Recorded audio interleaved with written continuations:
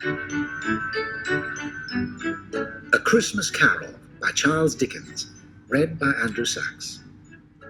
The story takes place where it was written, in the city of London, in the year 1843. Chapter 1. Marley's Ghost. Marley was dead. There is no doubt whatever about that. The register of his burial was signed by the clergyman, the clerk, and the undertaker. Scrooge signed it. Old Marley was as dead as a doornail. Scrooge knew he was dead? Of course he did. Scrooge and he were partners for I don't know how many years. Scrooge was his sole executor, his sole administrator, his sole friend, his sole mourner. There is no doubt that Marley was dead. Scrooge never painted out old Marley's name, however. There it stood years afterwards above the warehouse door, Scrooge and Marley. The firm was known as Scrooge and Marley. Sometimes people new to the business called Scrooge Scrooge, and sometimes Marley. He answered to both names. It was all the same to him. Oh, but he was a tight-fisted hand at the grindstone, was Scrooge. A squeezing, wrenching, grasping, scraping, clutching, covetous old sinner. The cold within him froze his old features, nipped his pointed nose, shriveled his cheek, stiffened his gait, made his eyes red, his thin lips blue. Nobody ever stopped him in the street to say, with gladsome looks, "My dear Scrooge, how are you? When will you come to see me?" No beggars implored him to bestow a trifle. No children asked him what it was o'clock. No man or woman ever once in all his life inquired the way to such and such a place of Scrooge.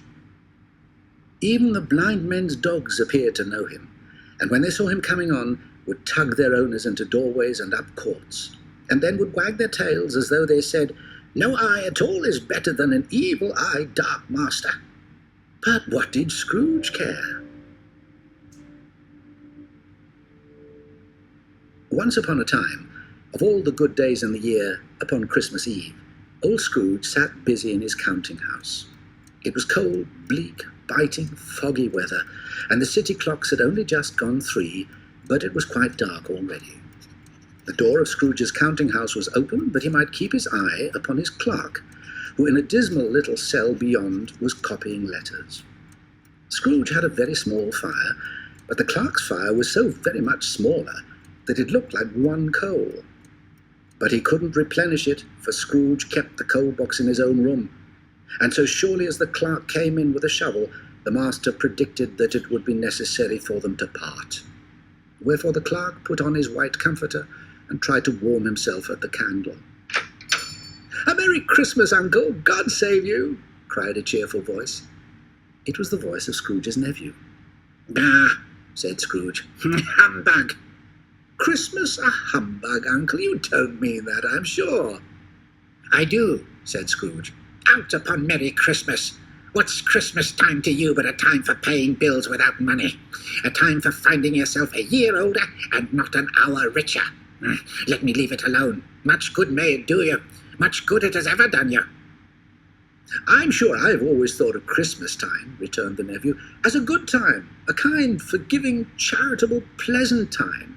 The only time I know of when men and women seem by one consent to open their shut-up hearts freely.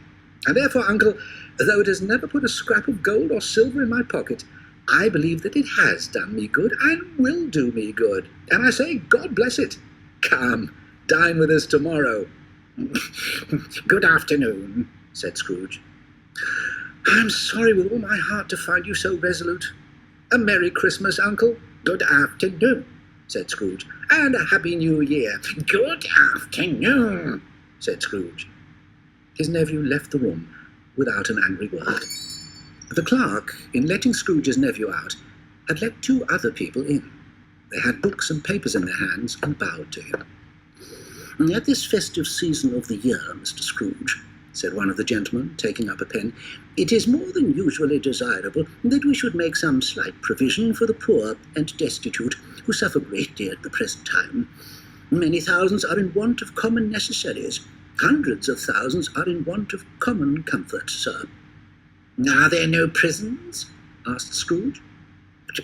Plenty of prisons, but under the impression that they scarcely furnish Christian cheer of mind or body, a few of us are endeavouring to raise a fund to buy the poor some meat and drink and means of warmth. We choose this time because it is a time of all others when want is keenly felt and abundance rejoices. What shall I put you down for? Nothing, Scrooge replied. I wish to be left alone. I don't make merry at Christmas, and I can't afford to make idle people merry. I help to support the prisons and workhouses. They cost enough. Those who are badly off must go there.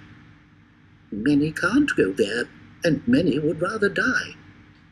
If they would rather die, said Scrooge, they had better do it. Seeing clearly that it would be useless to pursue their point, the gentleman withdrew.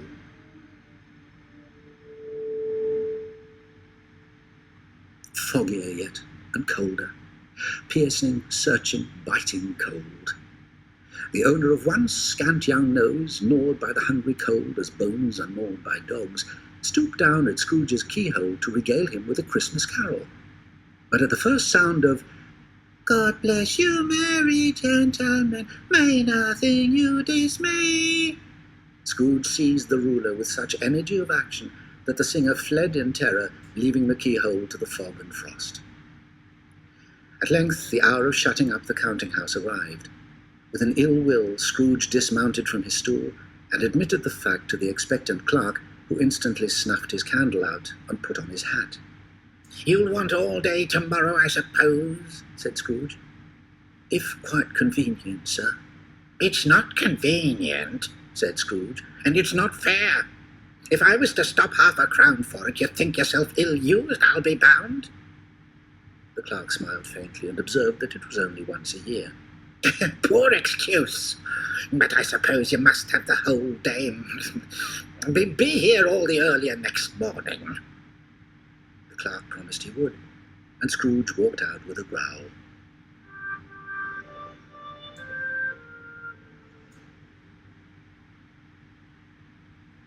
Scrooge took his melancholy dinner in his usual melancholy tavern, and having read all the newspapers and beguiled the rest of the evening with his banker's book, went home to bed. He lived in chambers which had once belonged to his deceased partner.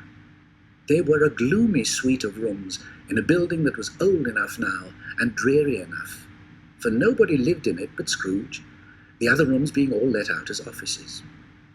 Now, it is a fact that there was nothing at all particular about the knocker on the door, except that it was very large. Also that Scrooge had seen it night and morning during his whole residence in that place.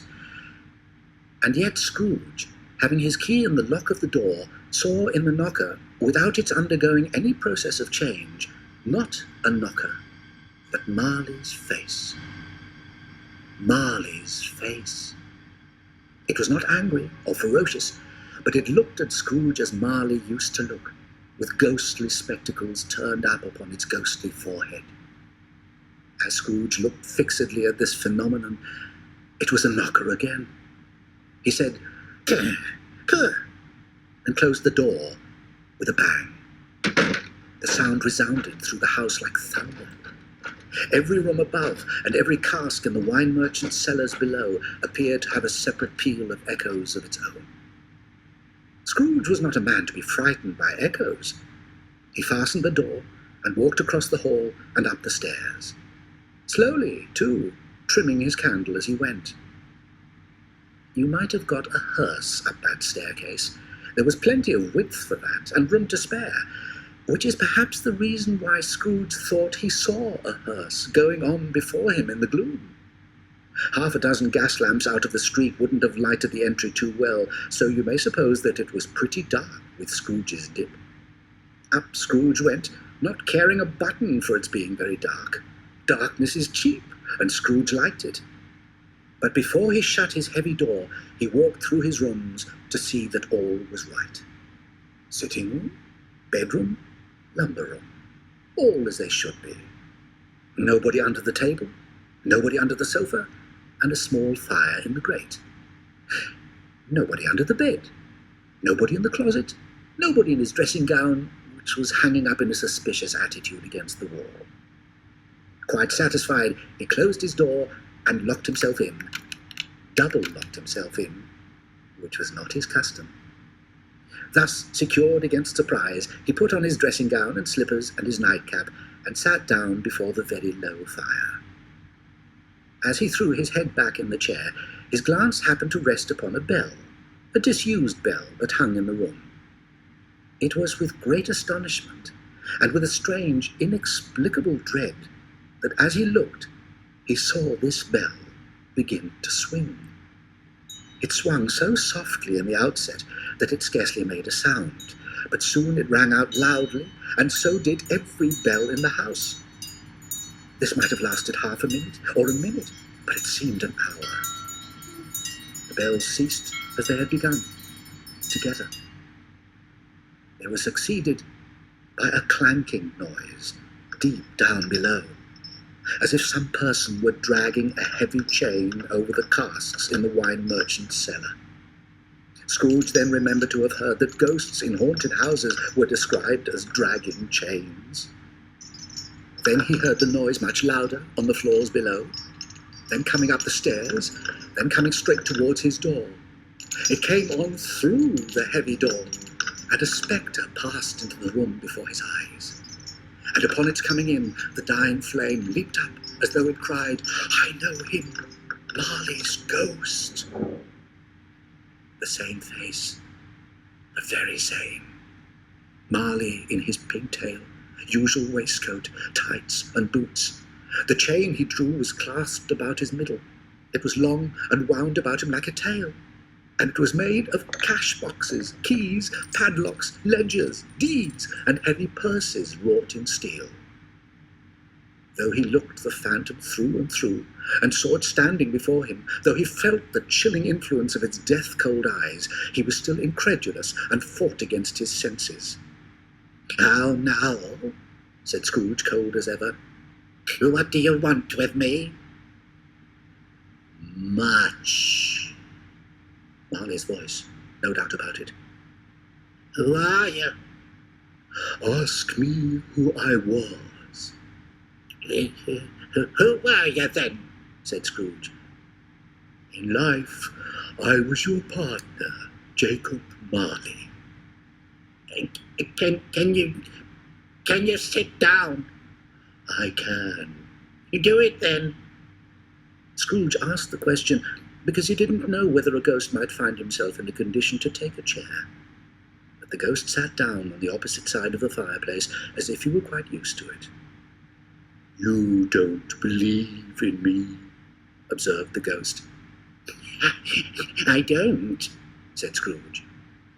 "What evidence would you have of my reality beyond that of your senses?" "I don't know," said Scrooge. "Why do you doubt your senses?"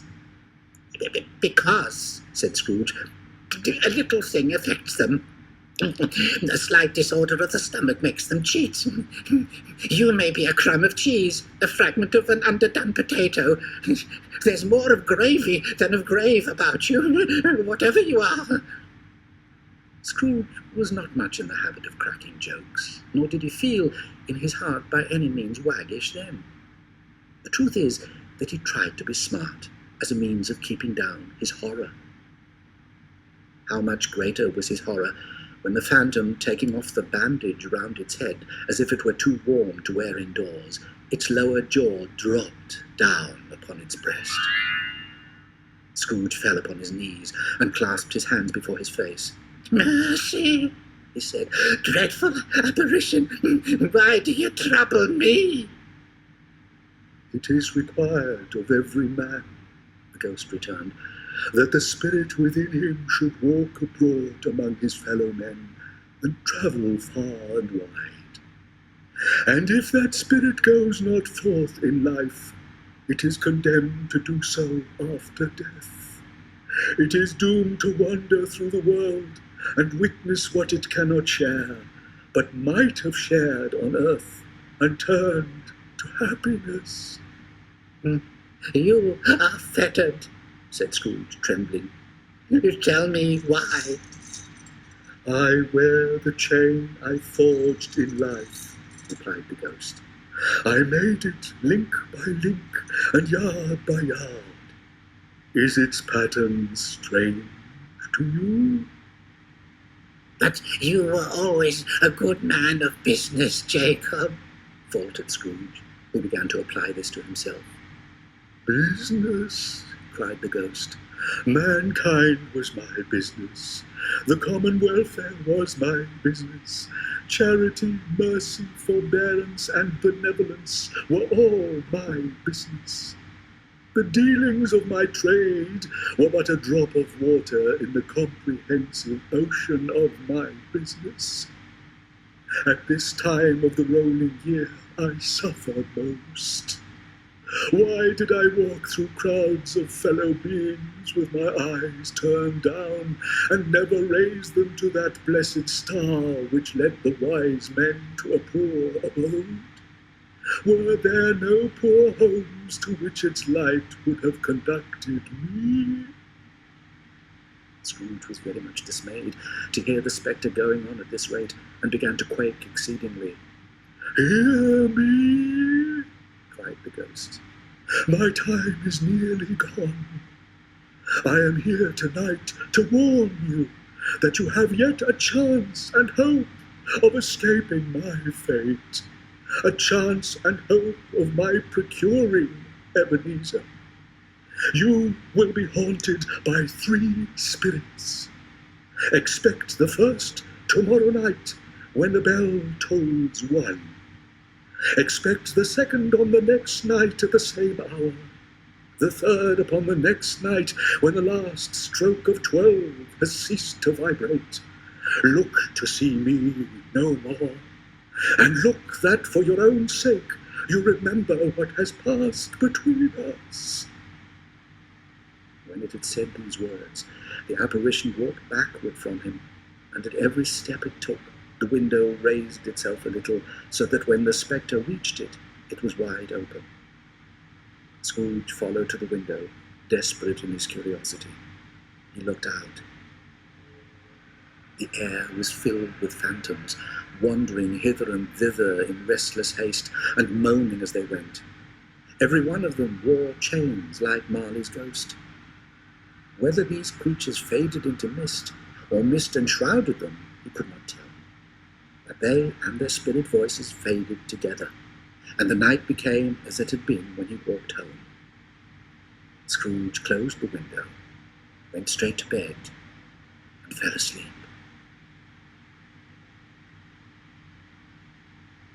Chapter 2. The first of the 3 spirits. When Scrooge awoke, it was so dark that looking out of bed he could scarcely distinguish the transparent window from the opaque walls of his chamber, until suddenly the church clock tolled a deep, dull, hollow, melancholy.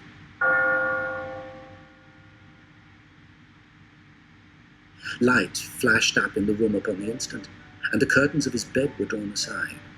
Scrooge found himself face to face with the unearthly visitor who drew them. It was a strange figure, like a child, yet not so like a child as like an old man. Its hair, which hung about its neck and down its back, was white, as if with age, and yet the face had not a wrinkle in it, and the tenderest bloom was on the skin. The arms, hands, legs, and feet were bare. It wore a tunic of the purest white, and round its waist was bound a lustrous belt. It held a branch of fresh green holly in its hand, and in singular contradiction of that wintry emblem, had its dress trimmed with summer flowers. But the strangest thing about it was that from the crown of its head there sprung a bright, clear jet of light. "Are you the spirit, sir, whose coming was foretold to me?" asked Scrooge. "I am." The voice was soft and gentle, and low, as if instead of being so close beside him, it were at a distance. "Who and what are you?" Scrooge demanded. "I am the ghost of Christmas past." Long past?" inquired Scrooge. "No, your past.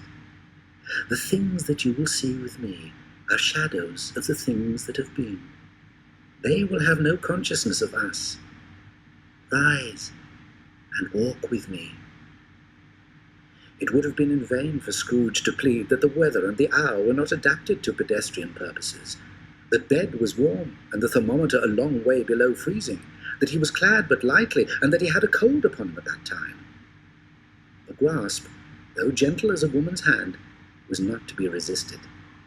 He rose, but finding that the spirit made towards the window, clasped its robe in supplication. "I am a mortal," Scrooge remonstrated, "and liable to fall." "Bear but a touch of my hand there," said the spirit, laying it upon his heart, "and you shall be upheld in more than this." As the words were spoken, they passed through the wall and stood in the busy thoroughfares of a city.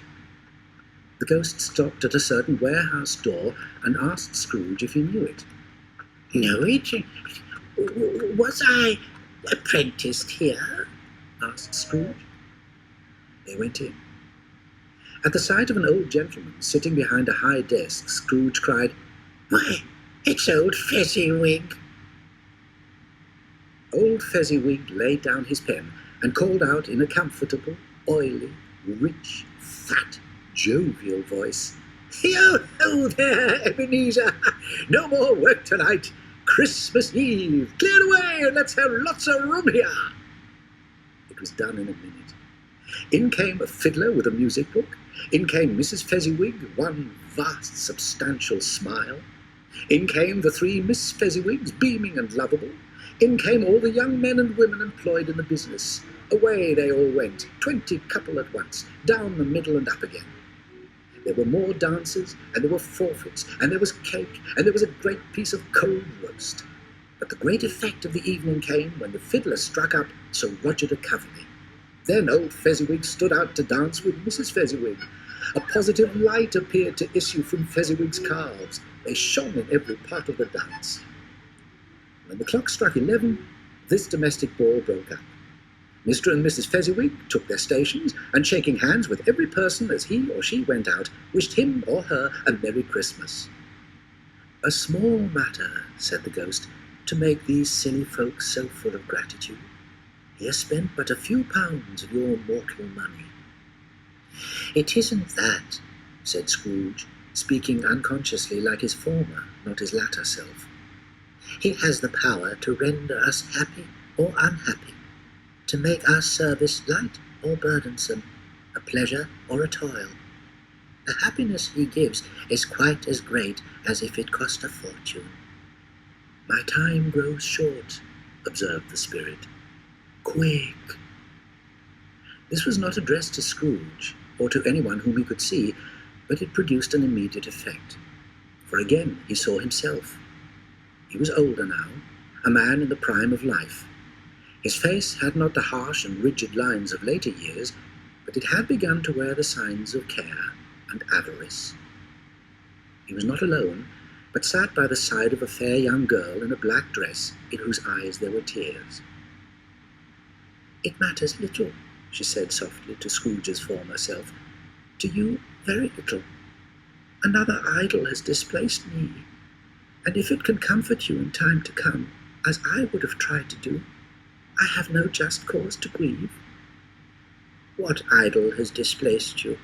he rejoined. "A golden one. I have seen your nobler aspirations fall off one by one until the master passion, gain, engrosses you."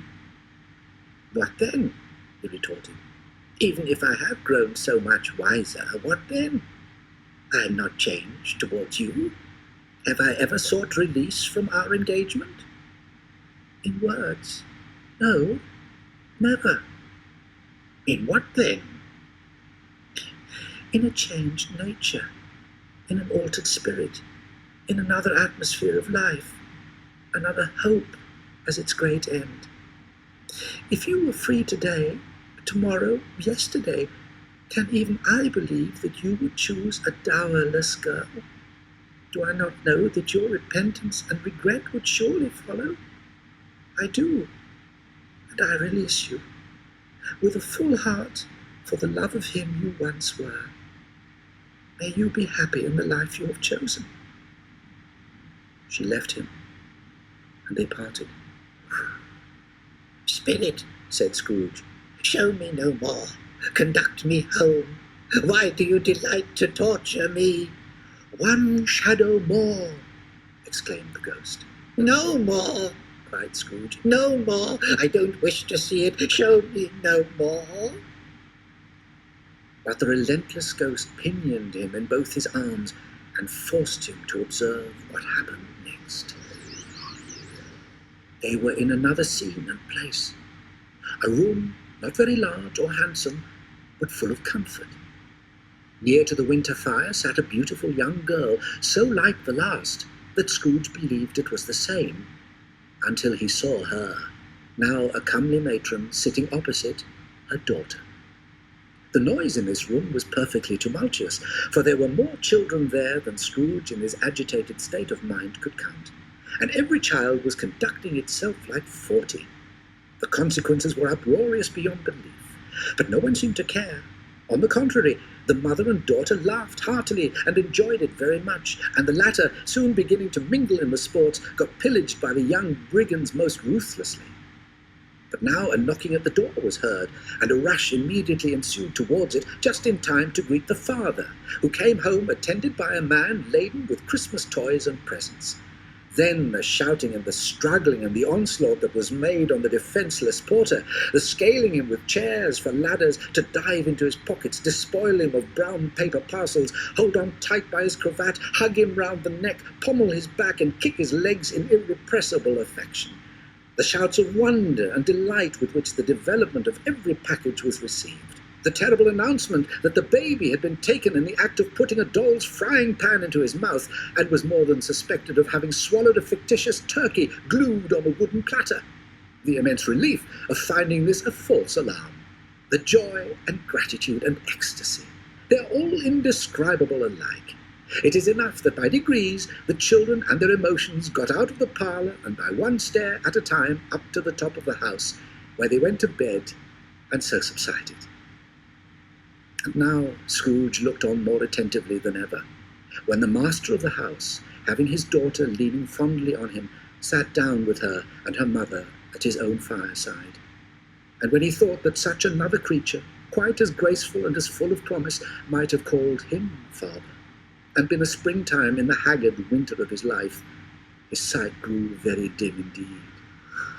"Spirit," said Scrooge in a broken voice, "remove me from this place." "I told you these were shadows of the things that have been," said the ghost, "that they are what they are. Do not blame me." "Remove me," Scrooge exclaimed. "I cannot bear it. Leave me. Take me back. Haunt me no longer." As he struggled with the spirit, he was conscious of being exhausted and overcome by an irresistible drowsiness, and further, of being in his own bedroom. He had barely time to reel to bed before he sank into a heavy sleep.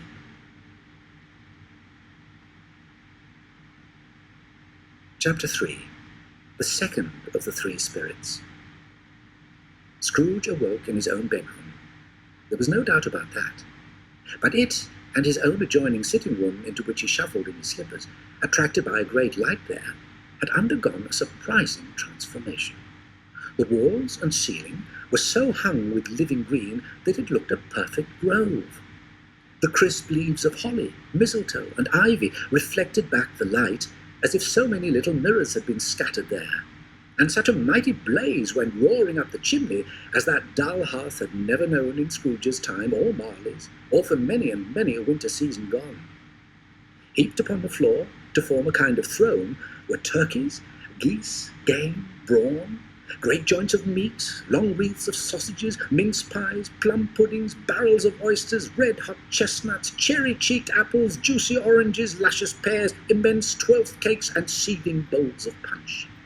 In easy state upon this couch there sat a jolly giant, glorious to see, who bore a glowing torch, in shape not unlike Plenty's horn, and who raised it high to shed its light on Scrooge as he came peeping round the door. "Come in!" exclaimed the ghost. "Come in, and know me better, man."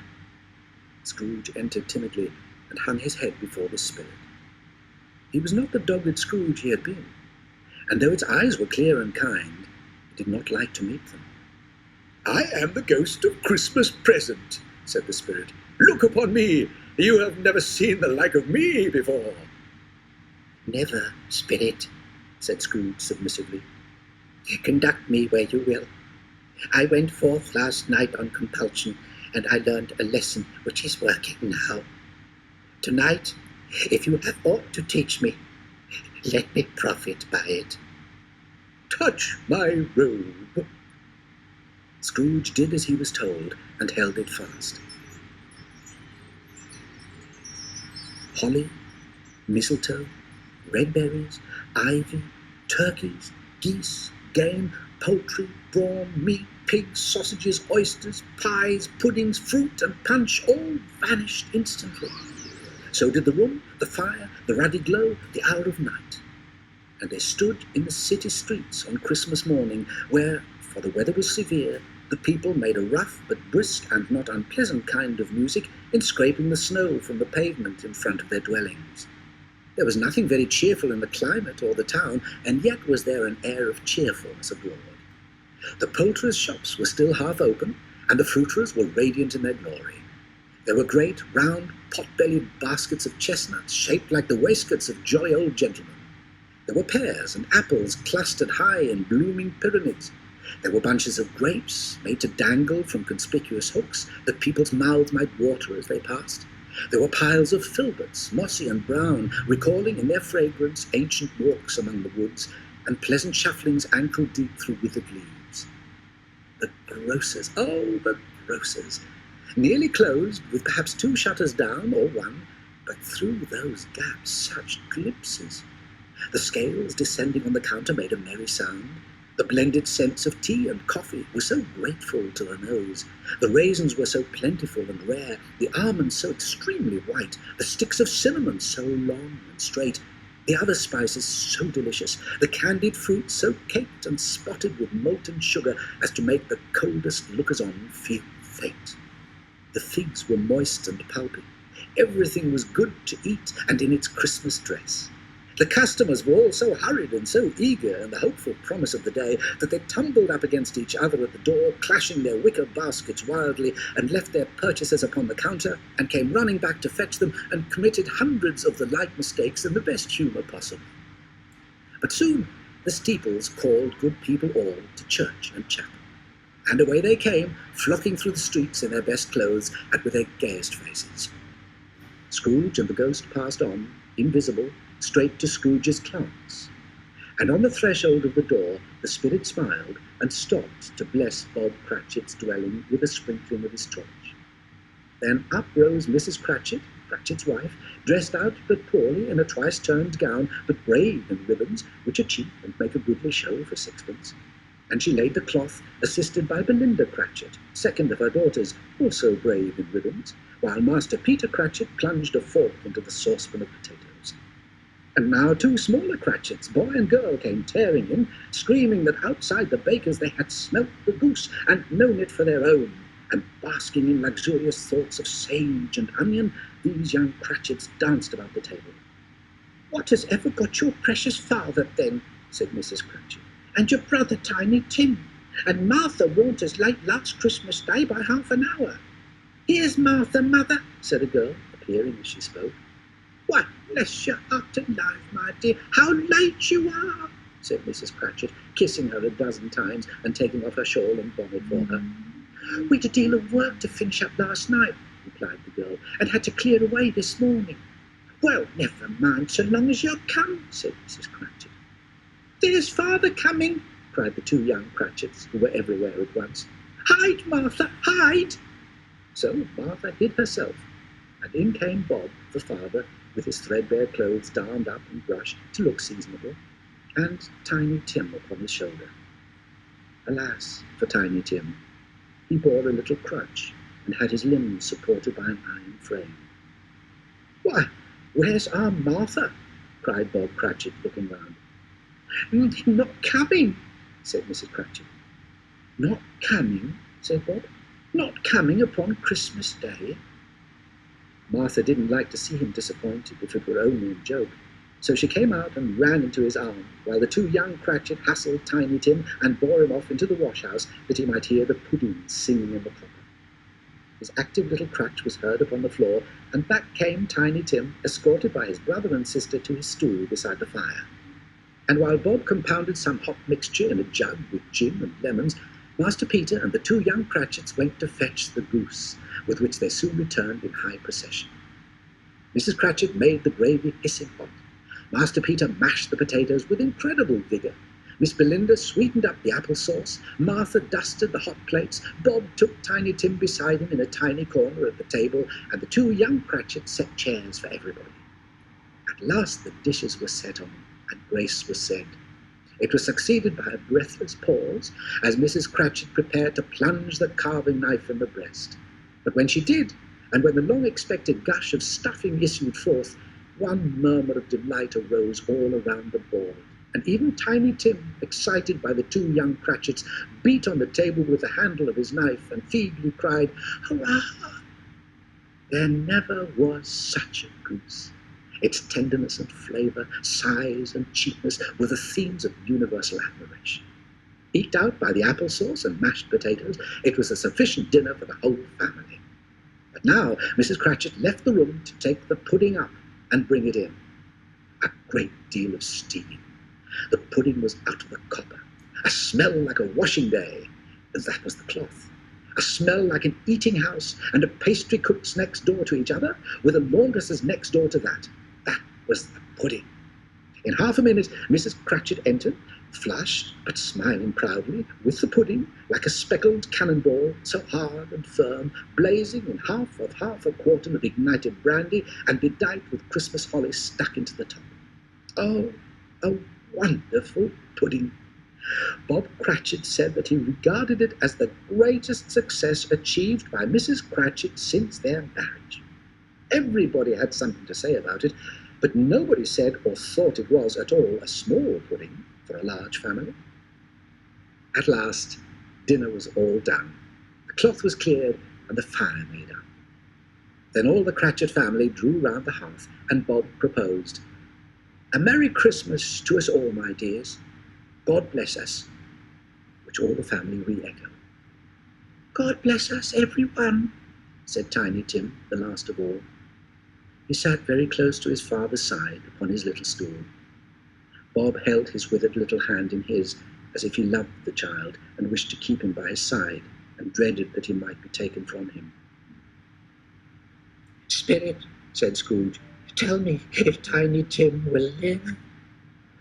"I see a vacant seat," replied the ghost, "in the poor chimney corner, and a crutch without an owner. If these shadows remain unaltered by the future, the child will die." Scrooge cast his eyes upon the ground, but he raised them speedily on hearing his own name. "Mr. Scrooge," said Bob, "I'll give you Mr. Scrooge, the founder of the feast." "The founder of the feast, indeed!" cried Mrs. Cratchit, reddening. "It should be Christmas Day, I'm sure, on which one drinks the health of such an odious, stingy, hard, unfeeling man as Mr. Scrooge. I'll drink his health for your sake and the day's, not for his."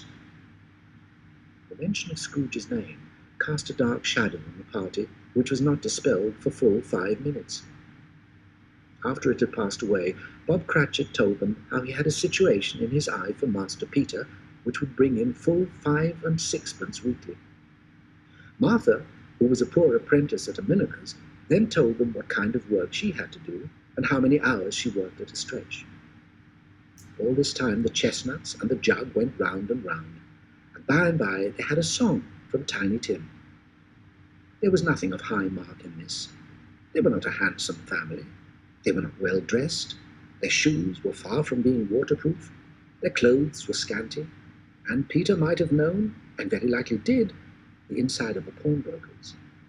But they were happy, grateful, pleased with one another, and contented with the time. And when they faded, and looked happier yet in the bright sprinklings of the spirit's torch at parting, Scrooge had his eye upon them, and especially on Tiny Tim, until the last. The spirit bade Scrooge hold his robe, and passing on, sped whither? To sea.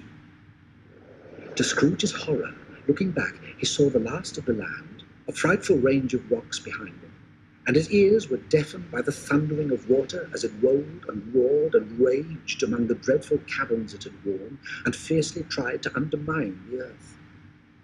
Built upon a dismal reef of sunken rocks, some league or so from shore, on which the waters chafed and dashed the wild year through, there stood a solitary lighthouse.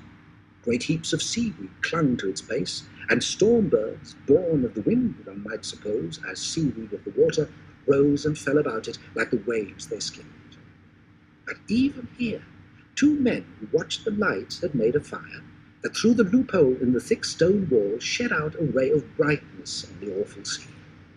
Joining their horny hands over the rough table at which they sat, they wished each other Merry Christmas, and one of them, the elder, too, with his face all damaged and scarred with hard weather, struck up a sturdy song that was like a gale in itself. Again, the ghost sped on, above the black and heaving sea, on, until being far away, as he told Scrooge, from any shore, they lighted on a ship. They stood beside the helmsman at the wheel, the lookout in the bow, the officers who had the watch, dark, ghostly figures in their several stations. But every man among them hummed a Christmas tune, or had a Christmas thought, or spoke below his breath to his companion of some bygone Christmas day, with homeward hopes belonging to it. And every man on board, waking or sleeping, good or bad, had had a kinder word for another on that day than on any day in the year, and had shared to some extent in its festivities, and had remembered those he cared for at a distance, and had known that they delighted to remember him. It was a great surprise to Scrooge, while listening to the moaning of the wind, and thinking what a solemn thing it was to move on through the lonely darkness, to hear a hearty laugh. It was a much greater surprise to Scrooge to recognize it as his own nephew's, and to find himself in a bright, dry, gleaming room, with a spirit standing smiling by his side. "Ha-ha!" laughed Scrooge's nephew. When Scrooge's nephew laughed, Scrooge's niece, by marriage, laughed as heartily as he, and their assembled friends, not a bit behindhand, laughed out lustily. "He said that Christmas was a humbug, as I live!" cried Scrooge's nephew. "He believed it, too." "More shame for him, Fred," said Scrooge's niece indignantly. "He's a comical old fellow," said Scrooge's nephew. "That's the truth, and not so pleasant as he might be. However, his offences carry their own punishment, and I have nothing to say against him. Who suffers by his ill whims? Himself, always. Here he takes it into his head to dislike us, and he won't come and dine with us. What's the consequence?" "Indeed, I think he loses a very good dinner," interrupted Scrooge's niece. Everybody else said the same, and they must be allowed to have been competent judges, because they had just had dinner, and with a dessert upon the table were clustered round the fire by lamplight. "I was going to say," said Scrooge's nephew, "that the consequence of his taking a dislike to us is that he loses some pleasant moments. He may rail at Christmas till he dies, but if he finds me going there in good temper year after year and saying, 'Uncle Scrooge, how are you?' if it only puts him in the vein to leave his poor clerk £50, that's something." After a while, they played at forfeits, for it is good to be children sometimes, and never better than at Christmas, when its mighty founder was a child himself. There was a game of blind man's buff, of course there was, and I no more believe Topper was really blinded than I believe he had eyes in his boots, because the way in which he went after that plump sister in the lace tucker was an outrage, knocking down the fire irons, tumbling over the chairs, bumping against the piano, smothering himself among the curtains. Wherever she went, there went he. Scrooge had imperceptibly become gay and light of heart, but the scene passed off, and he and the spirit were again upon their travels. Much they saw, and far they went, and many homes they visited, but always with a happy end. The spirit stood beside sick beds, and they were cheerful, on foreign lands, and they were close at home, by struggling men, and they were patient in their greater hope, by poverty, and it was rich, in almshouse, hospital, and jail, In misery's every refuge, where man had not barred the spirit out, he left his blessing and taught Scrooge his precepts. "Forgive me," said Scrooge, as they stood together in an open place, "but I see something strange protruding from your skirts. Is it a foot or a claw?" From the foldings of its robe, the spirit brought 2 children, wretched, abject, frightful, hideous, miserable. They knelt down at its feet and clung upon the outside of its garment. They were a boy and girl. Scrooge started back, appalled. "Spirit, are they yours?" Scrooge could say no more. "They are man's," said the spirit. "This boy is ignorance. This girl is want. Beware them both, but most of all beware of this boy.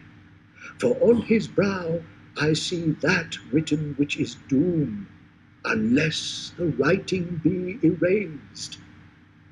"Have they no refuge or resource?" cried Scrooge. "Are there no prisons?" said the spirit, turning on him with his own words. "Are there no workhouses?" The bell struck 12. Scrooge looked about him for the ghost and saw it no more. As the last stroke ceased to vibrate, he remembered the prediction of old Jacob Marley and beheld a solemn phantom, draped and hooded, coming like a mist along the ground towards him.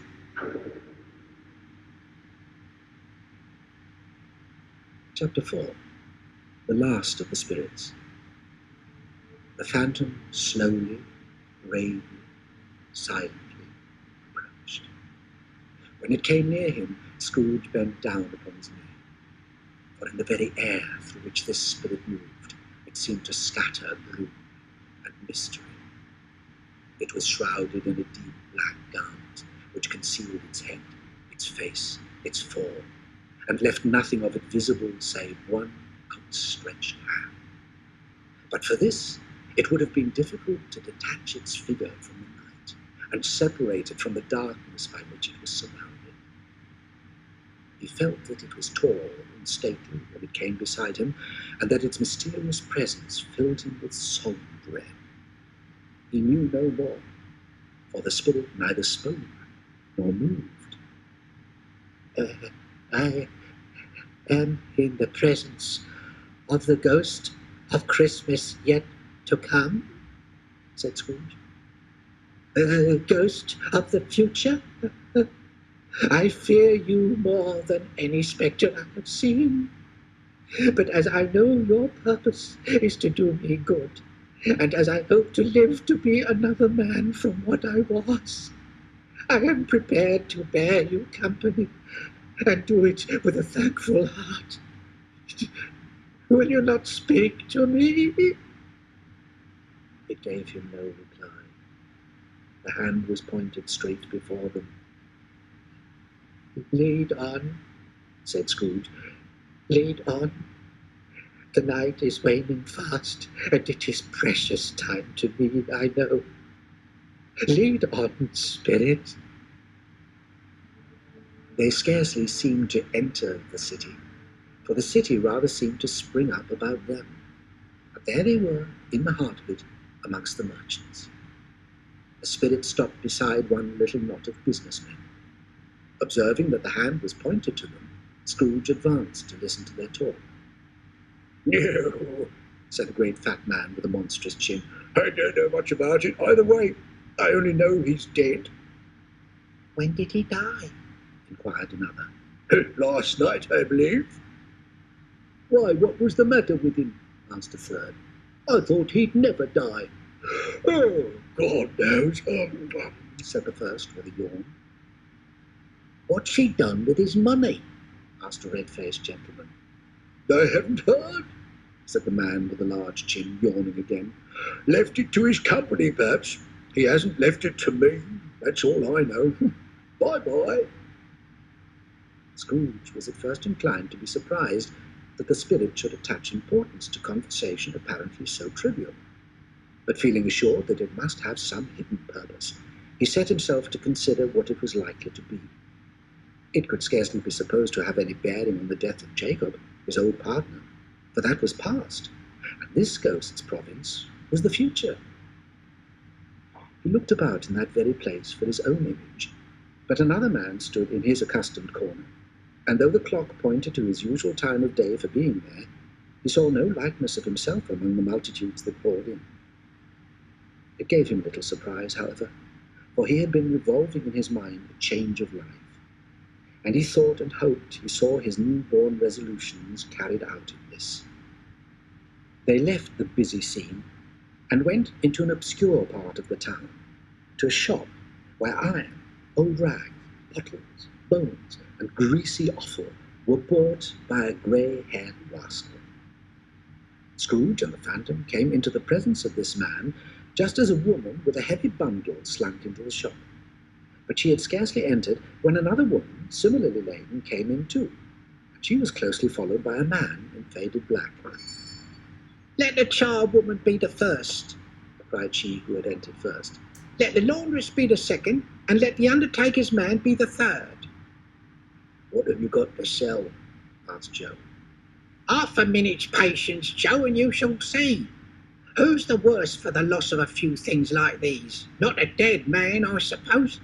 If he wanted to keep 'em after he was dead," pursued the woman, "why wasn't he natural in his lifetime?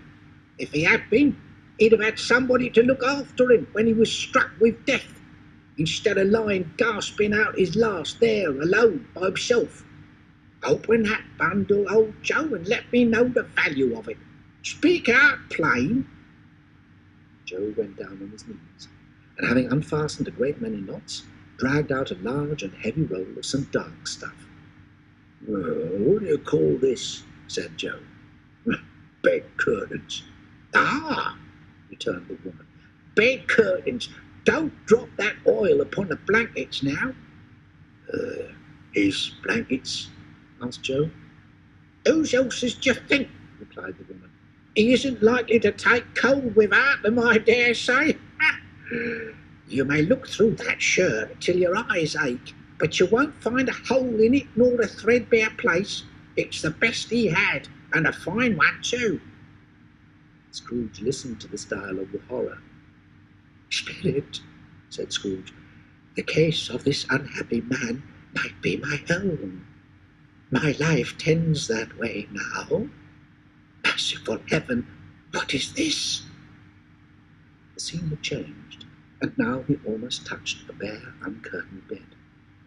A pale light, rising in the outer air, fell straight upon the bed, and on it, unwatched, unwept, uncared for, was the body of this plundered man unknown.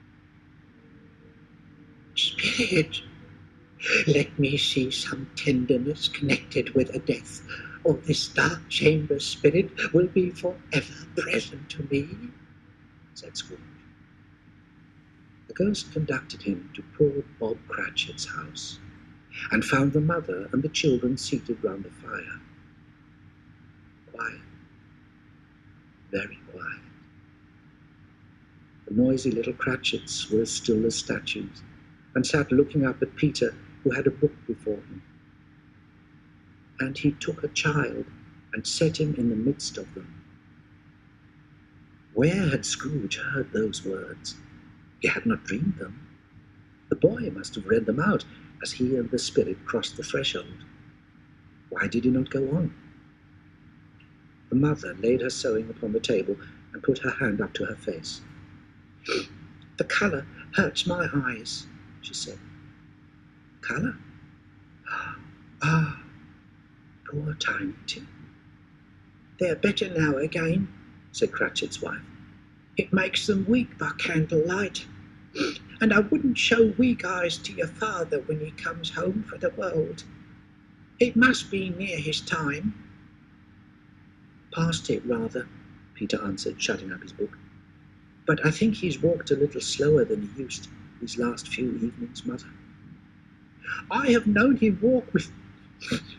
I I have known him walk with Tiny Tim upon his shoulder very fast indeed. But he was very light to carry, she resumed, intent upon her work, and his father loved him so that it was no trouble. And there is your father at the door. She hurried out to meet him, and little Bob, in his comforter, he had need of it, poor fellow, came in. His tea was ready for him on the hob. The two young Cratchits got upon his knees and laid each child a little cheek against his face, as if they said, "Don't mind it, father, don't be grieved." Bob was very cheerful with them, and spoke pleasantly to all the family. "You went today, then, Robert?" said his wife. "Yes, my dear," returned Bob. "I wish you could have gone. It would have done you good to see how green a place it is. I promised him that I would walk there on a Sunday. My little child," cried Bob. "My little child." He broke down all at once. He couldn't help it. "Spectre," said Scrooge, "something informs me that our parting moment is at hand. I know it, but I know not how. Tell me what man that was whom we saw lying dead."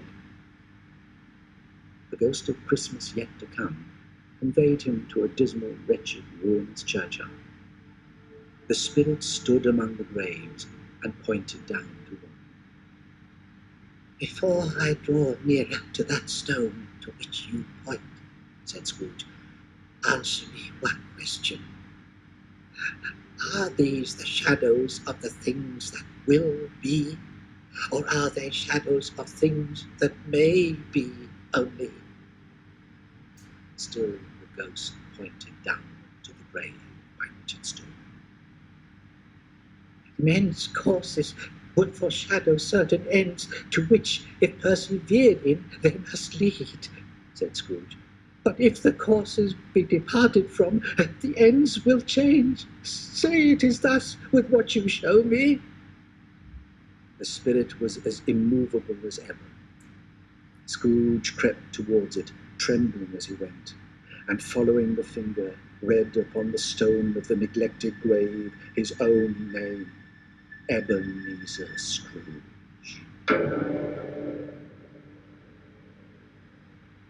"Am I that man who lay upon the bed?" he cried upon his knees. "Hello, spirit! Oh, no, spirit, hear me! I am not the man I was. I will not be the man I must have been but for this. Why show me this if I have passed all hope? Assure me that I yet may change these shadows you have shown me by an altered life." For the first time, the kind hand faltered. "I will honour Christmas in my heart and try to keep it all the year. I will live in the past, the present, and the future. The spirits of all three shall strive within me. I will not shut out the lessons that they teach. Oh, tell me I may sponge away the writing on this stone." Holding up his hands in one last prayer to have his fate reversed, he saw an alteration in the phantom's hood and dress. It shrunk, collapsed, and dwindled down into a bedpost. Chapter 5. The end of it. Yes, and the bedpost was his own. The bed was his own. The room was his own. Best and happiest of all, the time before him was his own to make amends in. Running to the window, he opened it and put out his head. No fog, no mist, no night, clear, bright, stirring, golden day. "What's today?" cried Scrooge, calling downward to a boy in Sunday clothes, who perhaps had loitered in to look about him. "Aye, what's today, my fine fellow?" said Scrooge. "Today? Why, Christmas Day." "It's Christmas Day," said Scrooge to himself. "I haven't missed it. Hello, my fine fellow. Do you know the poulterers in the next street but one, at the corner?" Scrooge inquired. "I should hope I did," replied the lad. "An intelligent boy," said Scrooge. "A remarkable boy. Do you know whether they've sold the prize turkey that was hanging up there? Not the little prize turkey, the big one." "What, one as big as me? Oh, a delightful boy. It's a pleasure to talk to him." "Yes, it's hanging there now," replied the boy. "Is it?" said Scrooge. "Go and buy it, and tell them to bring it here, that I may give them the direction where to take it. Come back with the man, and I'll give you a shilling. Come back with him in less than 5 minutes, and I'll give you half a crown." The boy was off like a shot. "I'll send it to Bob Cratchit's," whispered Scrooge. "He shan't know who sends it. It's twice the size of Tiny Tim." The hand in which he wrote the address was not a steady one, but write it he did, somehow, and went downstairs to open the street door, ready for the coming of the poulterer's man. It was a turkey. He never could have stood upon his legs, that bird. He would have snapped them short off in a minute like sticks of sealing wax. Scrooge dressed himself, and at last got out into the streets. The people were by this time pouring forth. Walking with his hands behind him, Scrooge regarded everyone with a delighted smile. In the afternoon, he turned his steps towards his nephew's house. He passed the door a dozen times before he had the courage to go up and knock, but he made a dash and did it. "Is your master at home, my dear?" said Scrooge to the girl. "Yes, sir." "Where is he, my love?" said Scrooge. "He's in the dining room, sir, along with mistress." "He knows me," said Scrooge, with his hand already on the dining room knob. "I'll go in here, my dear. Fred!" "Why, bless my soul!" cried Fred. "Who's that?" "It's I, your Uncle Scrooge. I have come to dinner. Will you let me in, Fred?" Let him in? It is a mercy he didn't shake his arm off. He was at home in 5 minutes. Nothing could be heartier. His niece looked just the same. So did Topper when he came. So did the plump sister when she came. Wonderful party, wonderful games, wonderful unanimity, wonderful happiness. But he was early at the office next morning. Oh, he was early there. If he could only be there first and catch Bob Cratchit coming late, that was the thing he had set his heart upon. And he did it. The clock struck 9, no Bob. 1/4 past, no Bob. Bob was full 18 minutes and a half behind his time. Bob's hat was off before he opened the door, his comforter too. He was on his stool in a jiffy, driving away with his pen as if he were trying to overtake 9 o'clock. "Hello," growled Scrooge in his accustomed voice, as near as he could frame it. "What do you mean by coming here at this time of day?" "I'm very sorry, sir. I'm behind my time." "You are?" repeated Scrooge. "Yes, I think you are. Step this way, if you please." "It's only once a year, sir," pleaded Bob. "It shall not be repeated. I was making rather merry yesterday, sir." "Now, I'll tell you what, my friend. I am not going to stand this sort of thing any longer. And therefore," Scrooge continued, "I am about to raise your salary." Bob trembled and had a momentary idea of calling to the people in the court for help. "A Merry Christmas, Bob," said Scrooge, with an earnestness that could not be mistaken, as he clapped him on the back. "A merrier Christmas, Bob, my good fellow, than I have given you for many a year. I'll raise your salary and endeavour to assist your struggling family, and we will discuss your affairs this very afternoon over a Christmas bowl of smoking bishop. Make up the fires, and buy another coal scuttle before you dot another I, Bob Cratchit." Scrooge was better than his word. He did it all, and infinitely more. And to Tiny Tim, who did not die, he was a second father. He became as good a friend, as good a master, and as good a man as the good old city knew, or any other good old city, town, or borough in the good old world. Some people laughed to see the alteration in him, but his own heart laughed, and that was quite enough for him. He had no further intercourse with spirits, and it was always said of him that he knew how to keep Christmas well if any man alive possessed the knowledge. May that be truly said of us and all of us. And so, as Tiny Tim observed, God bless us, everyone. You've been listening to A Christmas Carol by Charles Dickens, read by Andrew Sachs. Thank you for listening.